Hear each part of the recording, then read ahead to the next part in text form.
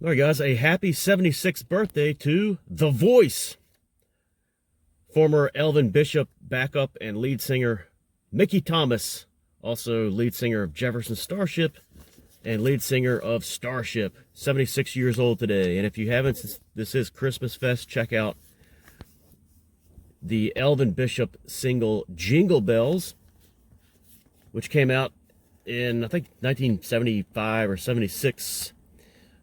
Good rendition of this with Mickey on the lead vocals. Good song. Jingle Bells, Elvin Bishop. Look that one up. Current water temperature at the beach area today is 50. Right at 50 today. It's right in the middle of the record high and record low. Record high was 55.6 for December 3rd back in 2022. And then the record low was 46.7 in 2013. And it is day 3 of Christmas Fest. We talked, that was good last night, y'all talking a little more about Christmas Fest. Andy watching some weird Lifetime film, forget the name of it, but good job. Last night's featured presentation, this one picked by Eagles 52. First time he's done a pick in a while, and he picked one of our must-watches, the first must-watch so far. And that was The Sure Thing, 1985, a wonderful romantic comedy Christmas film. John Cusack, Daphne Zuniga as the lead actress, is a very underrated romantic comedy girl next door type, and a much better one than the overused Meg Ryan. She's really good in this. Kind of reminds me of being her facial expressions and her emotion is incredible, and it's similar to Jill Schoelen in Hot Moves. It's really underrated. This also has, so those are the main two. You also have Anthony Edwards. I'm sure everyone's heard of him. And then Nicolette Sheridan is The Sure Thing. Looks really good in this. And then I think it's, forget the first name, but Boyle is the name of the boyfriend, kind of fiance of Daphne Zuniga. Jason is his name. I really like him in this. He's that guy that we all knew in college who's like ahead of his years, and he's real focused on the future. He looks like he's like 30 years old. He doesn't party at all. Real buttoned up, kind of repressed. And he was so good in this, in the small time he had on screen. Tim Robbins is also in this as Gary Cooper. The one who isn't dead, he says. The one who he and his wife helped drive the two, at least part of the way, to Los Angeles. So Tim Robbins is good in this.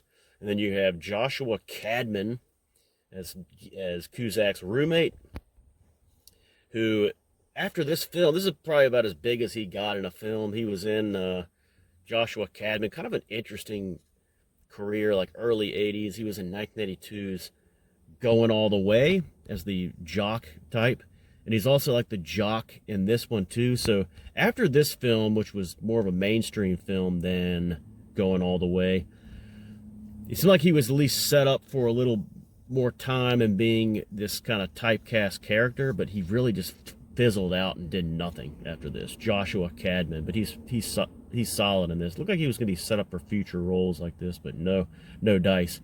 You also have a couple of honorable mentions. Viveka Linford is the teacher, is really good, the English teacher. Kind of an older actress, really good. And then the recognizable Gary Goodrow is the truck driver. He does very well too. This one was kind of under review a little bit as far as being a must-watch for the future. Others that came under review this year were Piranha 1972 for the spring season, and it passed. It will be again in next year's spring season. And then Phase 4, 1974 for the August season, went under review and it failed, so it will not be a must-watch for next year. So this one kind of, I felt like, should be a little bit under review. Maybe I don't need to see it every year, seen it enough times. It passed with flying colors. This is just such an enjoyable, engaging Christmas film, and it is listed as a Christmas film, like on IMDb and like Wikipedia, but it doesn't have that typical Christmas feel. So even though this is a predictable romantic comedy and kind of how it ends with the guy passing up the sure thing for the girl next door, Daphne Zuniga, been done many times before. I mentioned Going All the Way. I mentioned Hot Moves. Happens in both those movies. Happens in American Pie, 1999. Not American Pie 2, 2001 is when that happened. So well, it's been done many times before, but this film is kind of unique as a Christmas movie because it would be easy in a romantic comedy to slide in the Christmas sentimentality, to have that extra like romance layer, but they don't do it in this movie. There's no feeling of like that it's even Christmas. It's about the Christmas break, but there's no feel. No one says Merry Christmas to each other. Nobody. There's no like mistletoe or anything like that. There's just the drunk scene in the bar where Cusack's singing with the older men the Christmas song by Nat King Cole, and that's really about it. We just know that it's Christmas break, but there's nothing really mentioned about Christmas itself. So I think that's kind of cool. It's kind of unique that they didn't go there. Maybe a little more realistic in that sense. They didn't. It's really not about Christmas. There's not really a subplot even, focusing on Christmas. So I really suggest checking this movie out. There's a YouTube upload of this. It's clean and there's no commercials.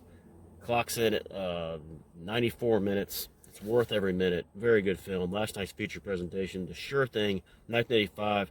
This leaves us with 10 must-watches to go in Christmas Fest with 23 days to go, so we'll probably have to do another one this evening to knock out another one. All right, guys, see you for Marathon Trivia on this Wednesday, December the 3rd. Happy birthday, Mickey.